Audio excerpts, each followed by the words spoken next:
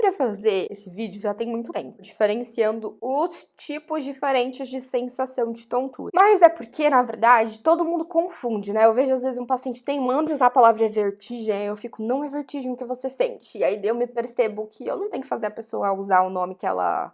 obrigatório cientificamente para aquilo, apesar daquilo me confundir, eu tenho que deixar ela se expressar naturalmente. Mas se você tem curiosidade de saber qual a diferença entre vertigem, labirintite, tontura, etc., vamos falar um pouquinho rapidinho sobre isso. Então, vertigem pra gente, otorrino, otoneuro, significa ilusão de movimento. Ou seja, qualquer sensação de que você está em movimento, sendo que não existe nenhum movimento ali. E essa vertigem pode ser rotatória, então pode ser uma ilusão de movimento rotatório, pode ser rápido ou não. E essa ilusão de movimento rotatório pode ser externo, ou seja, você vê as coisas rodando, ou interno, você tem a sensação de que você está rodando. Olha o grau de especificidade que um sintoma pode chegar. Por isso que as consultas de otoneuro não são rápidas, não dá para atender esse paciente em 15 minutos, que nem normalmente acontece por aí. Outro tipo de tontura que a gente pode ter, que é uma vertigem, é a sensação de mareado, de balançando, de a cabeça tá assim, ou você sentir que seu corpo tá fazendo isso, mas não tá fazendo, você não tá fazendo esse movimento, ou não tá numa plataforma que faça esse movimento. Isso é uma vertigem não rotatória, que é a sensação de estar fazendo isso aqui, ou tá balançando, tá numa rede, que acontece, por exemplo, na TPPP, no mal do desembarque, na migrânia vestibular. Outro tipo de sensação é a sensação do tipo tontura.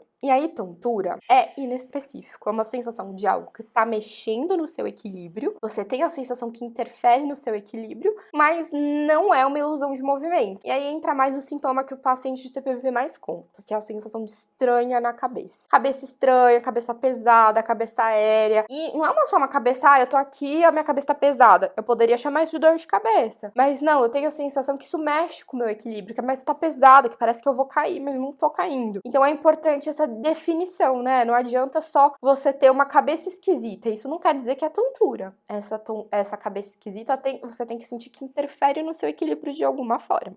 E aí eu tenho os sintomas viso-vestibulares, que aí é muito mais pra gente do que pra vocês, que é a vertigem visual, que é um sintoma que acontece em mais de uma doença. Acontece aí em quem tem um funcionamento ruim do labirinto, né? Porque é sequela de labirintite, neurite, isquemia do labirinto, etc. TPPP, migrânia vestibular. Então, não é uma doença, tá?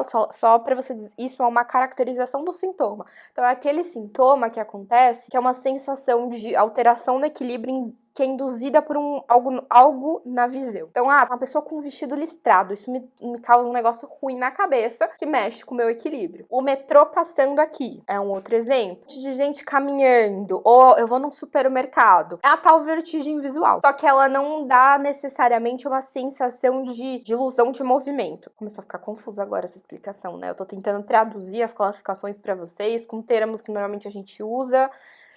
Se ficar muito confuso, vocês perguntam no comentário, por favor. O quarto tipo de tontura é o sintoma postural. É aquela tontura postural de quando você levanta rápido e sente que vai meio que desmaiar. E aí a gente definiria entre pré-síncope e síncope. A pessoa que desmaia ou quase desmaia, a sensação de desmaio ou quase desmaio. Um outro tipo de sensação que pode existir é a oscilopsia, que se classificaria naquele viso vestibular. A oscilopsia é um nome esquisitíssimo para dizer eu ando e quando eu ando a imagem que eu tô vendo ela se mexe. Esse é um clássico sintoma de quem perdeu o funcionamento parcial ou total dos dois lados do labirinto. Por exemplo, uma pessoa que fez uma quimioterapia, esse quimioterápico era um remédio tóxico para o ouvido e esse labirinto perdeu o funcionamento aí parcial. E aí a pessoa, qual a principal função do labirinto? Você sabe a principal função do labirinto? A principal função é estabilizar a imagem na sua retina. Como? Onde? O que é isso? O seu celular não tem labirinto. E aí, na hora que eu tô mexendo ele, o que acontece com a imagem? A imagem se mexe. Na hora que eu tô fazendo isso aqui com a minha cabeça, o que acontece? A imagem que eu tô olhando não se mexe. Esse é o papel do labirinto. Manter essa imagem parada. E ele faz isso, percebendo o movimento da sua cabeça e avisando o cérebro desse movimento. E aí o cérebro avisa o olho que o olho tem que corrigir de um jeito que a imagem fique parada. O olho mesmo, né? O olho vai fazer um movimento muito rápido que pra gente olho nu não dá pra ver. corrigindo esse movimento pra gente conseguir manter tudo paradinho. É basicamente isso. E parece simples, mas não é nada simples, é bem complexo, porque a gente tem vários músculos no olho que fazem esse movimento e cada músculo tá conectado com um dos canais do labirinto, então imagina a complicação do negócio. Por isso que a gente tem os movimentos diferentes na doença lá nos cristais soltos, mas eu tô tagarelando aí, talvez não explicando muita coisa. E aí, daí que veio a solopsia, quando não tem o labirinto, o que a pessoa vira? Câmera de um celular, né? Quando você vai andar com o celular, se você andar com o celular paradinho assim, você for andando, a imagem, quando você termina de andar, o que acontece com a imagem? Fez tchu. Vou tentar colocar um vídeo aqui que tem de um videozinho aqui no YouTube mesmo, depois eu coloco a referência nos comentários, do que seria a sensação que essa pessoa tem. Então, se você tá andando e tá vendo a imagem fazendo isso, provavelmente tem uma lesão ali, uma alteração nessa via vestibular. Provavelmente no labirinto, mas não exclusivamente isso pode acontecer por causa do labirinto, tá, gente? Isso pode acontecer alterações neurológicas. Vamos ter vídeo com uma neuro aqui. Tô convencendo a minha amiga neuro, que não é muito dos vídeos, mas ela vai vir aqui pra falar das coisas de neuro, que a gente tem neurologista aqui no YouTube que não fala, né? Que deveria falar, mas não fala, mas tudo bem. Quando eu falo desses tipos de tontura, então eu tô falando, por exemplo, da vertigem.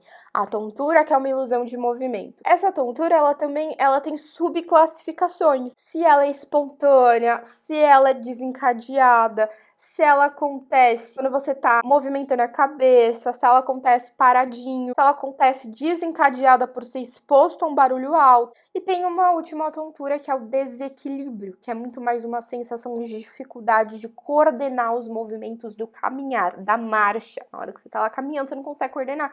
Você tá indo pra um lado, tá andando que nem bêbado. Mas esse bêbado tem uma coisa meio perna-cabeça, você sente que é difícil essa coordenação. Claro que também pode ter essa alteração nas pernas, de você não conseguir coordenar o seu caminhar, porque você tem um problema no joelho, um problema no pé, ou você tem uma alteração de sensibilidade da perna, por exemplo, acontece na neuropatia. Então, esses são os principais tipos de sensações. O desequilíbrio, a sensação de pré-síncope ou síncope, que é a sensação de queda de pressão, de desmaio, a sensação de sintoma induzido por algo na vista ou relacionado a algo mudando na vista, a tontura, que é inespecífica, a oscilopsia, que é ver as coisas se mexendo quando elas não deveriam estar se mexendo, porque você tem um labirinto ruim, e a vertigem, que é a ilusão de movimento. Complexo, né? A gente tem que tentar entender, quando o paciente vem na consulta, qual é essa tontura. Então me conta aqui nos comentários, qual você acha que é a sua? Tenta contar um pouquinho da sua tontura pra mim. Espero que você tenha gostado desse vídeo. Se você gostou, deixe o seu like e se inscreve no canal pra mais.